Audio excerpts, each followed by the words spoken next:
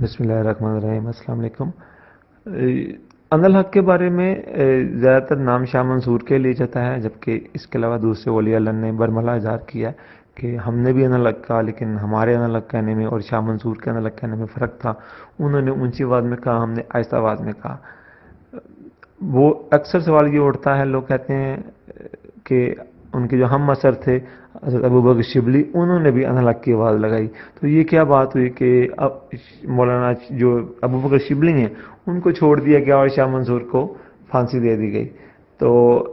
میں دوبارہ عرض کروں گا، یہ واقعہ بھی سینہ بسینہ ہے، یہ آپ کو کسی کتاب میں ملے گا۔ میں نے بہت سے لوگوں سے اس چیز کا سوال بھی کیا، لیکن مجھے کسی سے اس کا خاطر کا جواب نہیں ملا، پھر کوئی بات کر کے اس کو ٹال دیتا ہے۔ تو واقعہ یہ ہے کہ جب حضرت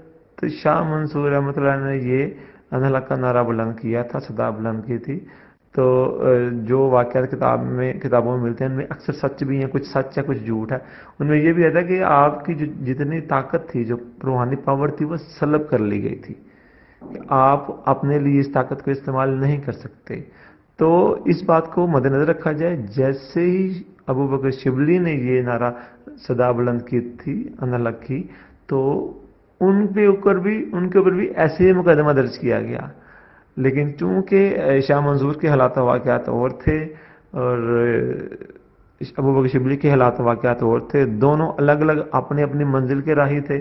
تو ابوبکر شبلی کی پاور سلب نہیں کی گئی تھی۔ تو جو روایت میں آتا ہے، جو سینہ بسینہ فقیر لوگ، فقراء لوگ یا اللہ والے بتاتے ہیں کہ جب حضرت ابوبکر شبلی کو پھانسی دینے کے لیے لے جایا گیا تو ان سے پوچھا گیا کہ تمہاری آخری کوئی خواہش ہے بتاؤ، یا اس چیز سے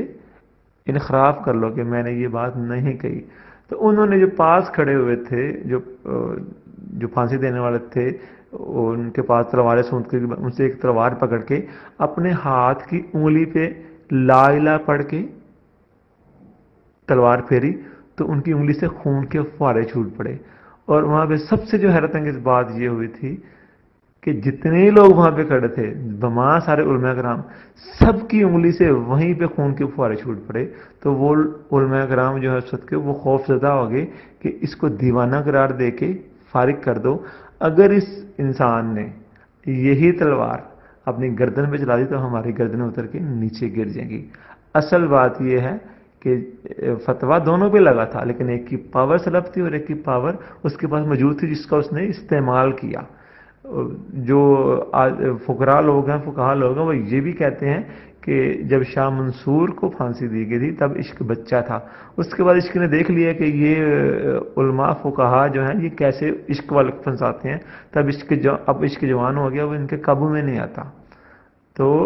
اصل بات اس کا جواب یہی ہے،